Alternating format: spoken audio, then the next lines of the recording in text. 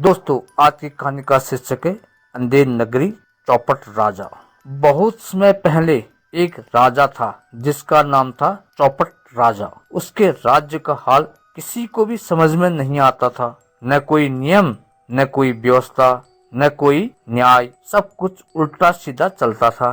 इसलिए लोग इस राज्य को कहते थे अंधेर नगरी चौपट राजा। इस नगरी की सबसे अजीब बात यह थी कि सब चीजें एक ही दाम पर बिकती थी।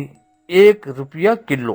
चाहे सब्जी हो, चाहे सोना, चाहे मिठाई, सब कुछ एक ही दाम। इस अनोखी बात को सुनकर 2 साधु अपने गुरु से अनुमति लेकर इस नगर को देखने चले।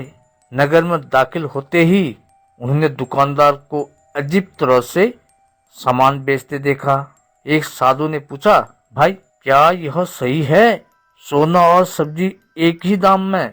दुकानदार बोला, हाँ बाबा जी, हमारे राजा ने ऐसा ही आदेश दिया है। यह सुनकर एक साधु बोला, यहाँ कुछ भी ठीक नहीं है, यहाँ रहना ठीक नहीं होगा। पर दूसरा साधु बोला, अरे यहाँ तो सब कुछ सस्ता मिलता है, मैं यहीं रहूंगा, तुम चाहो तो आगे बढ़ जाओ। पहला साधु समझ गया कि ऐसा राज्य किसी बड़े संकट का कारण बन सकता है। वह आगे बढ़ गया। दूसरे साधु ने वहीं एक छोटी सी कुटिया बनाकर रहना शुरू कर दिया। कुछ दिन बाद शहर में एक बड़ा हादसा हो गया। राजा के महल के पास एक दीवार गिर गई और एक आदमी उसके नीचे दबकर मर गया। उसके परिवार वाले राजा के दरबार में पहुंचे और बोले, महाराज, हमें न्याय चाहिए। चौपट राजा की आदत थी कि वह बिना सोचे समझे फैसला करता था। उसने तुरंत कहा, दीवार गिराने वाले को फांसी दे दो। जांच शुरू हुई।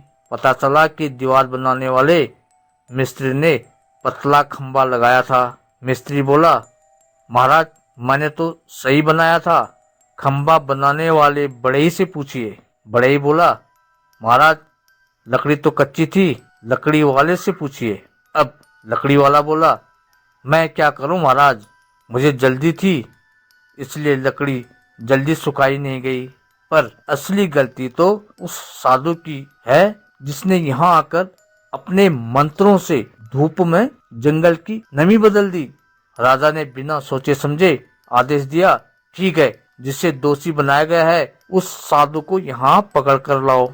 सिपाही साधु को पकड़ कर ले आए। साधु हंस पड़ा और बोला, महाराज, अगर आपकी यही न्याय व्यवस्था है तो अवश्य कीजिए, पर पहले यह तो देख लीजिए कि यह फांसी का फंदा किसके गले में फिट बैठेगा। मेरी तो गर्दन ही पतली है, फंदा मेरे लिए बहुत बड़ा है। राजा ने देखा, सच में फंदा साधु की गर्दन पर ढीला बैठ रहा था। राजा बोला, देखो, कोई मोटे गले वाले को ढूंढो, फंदा सही बैठना चाहिए। आंखें ढूंढते ढूंढते राजा के अपने ही सैनिक बोले, महाराज, इस फंदे में तो आपकी ही गर्दन बिल्कुल फिट आती है।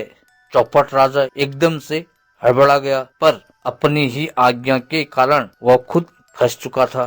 लोग चिल्लाने लगे, महाराज, न्याय एक जैसा होना चाहिए। और अंत में चौपट राजा को उसी फंदे पर चढ़ा दिया गया जिसका खतरा वह दूसरों पर डालना चाहता था।